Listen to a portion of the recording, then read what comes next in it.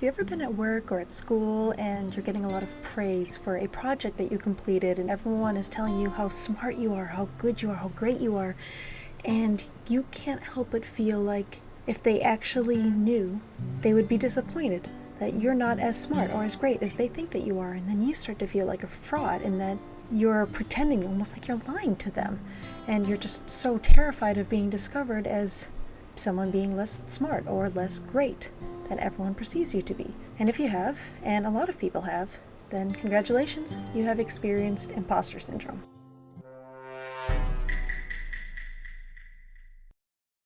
Hi friends, long time no see, Sarah back again, and I am now in the UK, settled in my new home with my new husband. It's been a long time since I've made a video and I thought it was about time that I crack on with one, and I've actually had this one scripted for a while. The irony being that I was having imposter syndrome about discussing imposter syndrome. I feel like I'm not an expert enough, that I don't know enough, I'm not smart enough to be able to discuss this topic. Irony's fun, isn't it? So imposter syndrome, also referred to as imposter phenomenon or imposter experience by psychological professionals, is defined as the internal psychological experience of feeling like a phony in some area of your life, despite any success that you have achieved in that area. So as I mentioned at the top of this video, this would include feelings like feeling like a fraud or being afraid of being outed or found out, feeling unworthy, having self-doubts, and a lot of negative self-talk. This would include things like dismissing positive feedback, and that's definitely something that I am guilty of personally. Over preparing for situations. So imposter syndrome can create a cycle of overwork for fear of being discovered as a fraud, and then getting the temporary reward of accomplishment, and then feeling like a fraud again, and then feeling like you have to over-prepare for the next time, and it creates this vicious cycle that just keeps going on and on. For this reason, it's often linked to anxiety and depression, so people with either of those disorders are more likely to be feeling this imposter phenomenon. So based on the research that I did, most of which I pulled from the McLean Hospital website, if I'm pronouncing that correctly, I'll put the link in the description so you can read more if you would like. There are 5 types of imposter syndrome. There's the perfectionist. They're primarily concerned with the how something is done, so even the smallest mistake means a complete failure. There's the expert. They are primarily concerned with the what and how much you know, so they expect to know everything, and not knowing something minor means failure. The natural genius. Those who show imposter syndrome as the natural genius would be fixated on the how and when accomplishments happen, and then any struggle in work or not mastering something immediately feels shameful, and then they feel guilty and terrible and unworthy because they couldn't do something immediately. The soloist, as you can probably assume, are fixated mostly on the who of the question. They must be able to do everything on their own, and needing help is viewed as a sign of failure. And lastly, there is the super person. This person is fixated on the how many aspects they are able to excel in. So struggling in just one aspect despite excelling in many others means failure. After much review, it is very difficult for me to pinpoint which type of imposter syndrome I show the most. I definitely show some of the perfectionist in that I get very fixated on little mistakes and they weigh down very heavily on me. I do feel a little bit embarrassed looking at the natural genius one if I don't get something immediately. I do feel like very ashamed and embarrassed, but maybe that one's a little bit more about pride than it is about imposter syndrome. I definitely suffer from the soloist. I do not like asking for help. Not necessarily that it's shameful to ask for help. I know that it's right to ask for help, and I have improved in this area, actually, believe it or not. But I definitely feel like I always need to do everything myself, and maybe that goes back a little bit to the perfectionist, because I feel like I'm the one who needs to do it correctly. The super person I definitely suffer from a lot. And I guess that one, it feels, again, a bit like the perfectionist, but super person is different from the perfectionist in that the super person is looking at everything versus the perfectionist looking at like one single project. So look at it as the perfectionist would be like if you got a B on a term paper, versus the super person would be like, okay, you are getting a B in math, even though you are getting A's in history, English, whatever else, but because you've got that B, because you're not getting A's in everything, you feel like a failure. That one definitely resonates with me, but I think I do okay at balancing that one. So because I do feel this imposter syndrome so overwhelmingly all the time, and maybe that's a factor to my low self-esteem, or my low self-esteem is weighing into it, or maybe they're just being really mean and working hand in hand against me because of that imposter syndrome and that low self-esteem. That is the main reason that I do not make advice videos, and I am just talking about my journey as a writer and self-publishing and story development. I'm not giving advice because I do not feel like I am qualified. I don't feel like I'm worthy, that I'm smart enough or knowledgeable enough to dole out advice, to tell other people what they should be doing, because I don't even know what I'm doing. I'm making it up.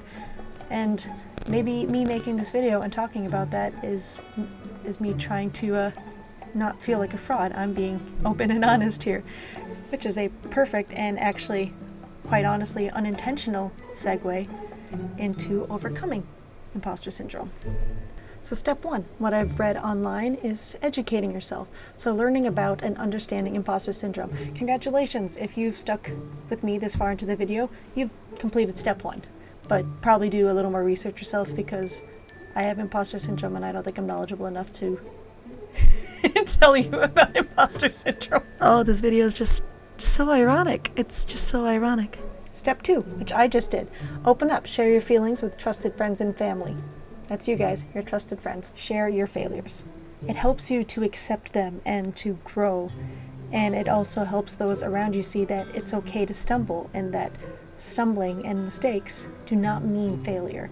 And so this could be opening up about something that you've messed up about. Insert example here. Number 3, keep a log. Record compliments that you receive and achievements you complete, and then review your log regularly to reflect on the positive evidence. And this is just really good to counteract that negative voice in your head that's telling you that you're not smart enough, that you're not good enough, to physically see the good that you've had and the good that people are giving back to you and telling you, and that there is truth there. Number 4, celebrate your successes and accomplishments.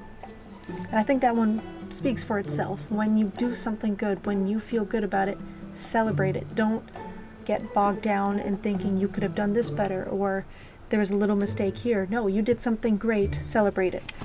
Did I have typos? Did I do mistakes in the way I went about the self-publishing with Incandescent? Yes, I could still be doing more work with marketing for it, but I'm still going to feel proud of myself that I got it published, that I did the work, and I'm happy with it. I'm still unhappy with the back blurb, but I'm going to own that. That's a mistake. There you go. There's the mistake earlier that I couldn't think of. I'm going to own this failure. This is not a good back blurb. Number 5, accept positive feedback. I suck at this. I'm really, really bad at this. No matter who it is, I do not believe them when they give me positive feedback.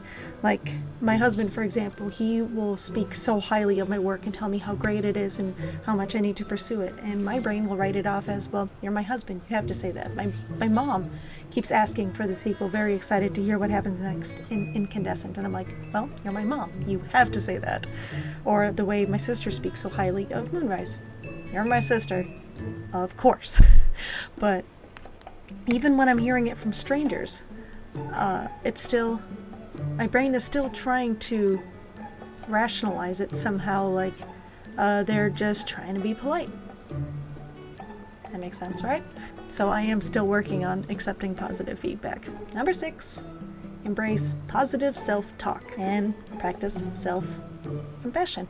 Interestingly, a lot of these seem to go hand in hand with working through depression and low self-esteem. Interesting. As you would imagine, someone with horrifically low self-esteem, such as myself, really struggles with this positive self-talk. But I do keep these journals with me everywhere I go, and I try to record not only ideas for my writing, but I try to keep track of thoughts, the good and the bad, and try to practice saying good things to myself. So sometimes I will just write some stuff down and then repeat it out loud, and it's that positive affirmation thing, right? So they say to look at yourself in the mirror at least once a day and say something positive. Positive affirmation. Positive self-affirmation. Do it. It's good for you. Lastly, number 7. Let go of perfectionism by focusing on progress rather than comparing to desired outcomes.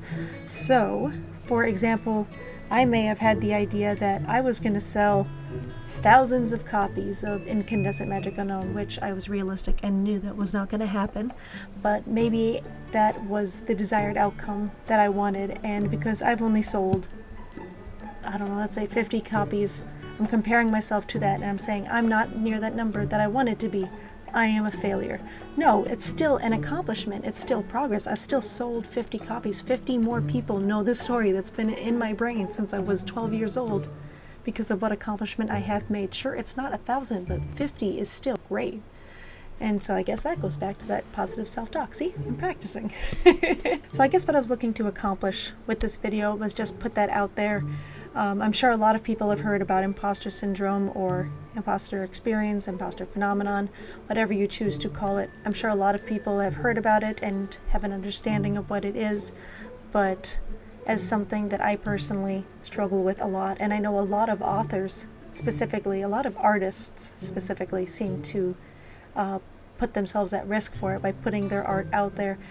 I personally have struggled with it for a very long time, and so I wanted to, I guess, air my dirty laundry, put it all out there, and maybe hope that it resonates with you a little bit and maybe helps you get through it. And by being open and honest about it, I can help myself start moving forward out of it as well. You don't have to be a perfectionist, you don't have to be a superhero, you don't have to be perfect at everything. Nobody is perfect at everything. There is beauty in mistakes. It gives you opportunity to learn, to grow, and continue learning and growing, because otherwise you would just stagnate. But thank you guys so much for watching. Let me know in the comments if you suffer from imposter syndrome, if any of this rang true to you, what you do to try to work through it, and I'll see you guys in the next video. Hopefully it won't take another year or two for it to come out.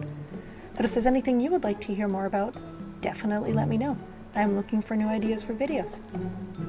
Leave a comment and I'll do it. I've got time. I've got time. I'll see you guys next time. Bye.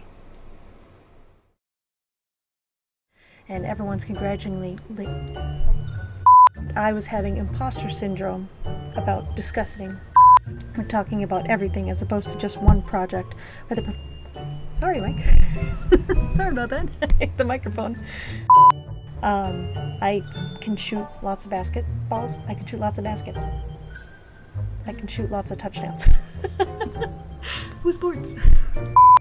Why did I use sports as a metaphor? I'm not a sports person. Celebrate your successes. Number 4, celebrate your successments.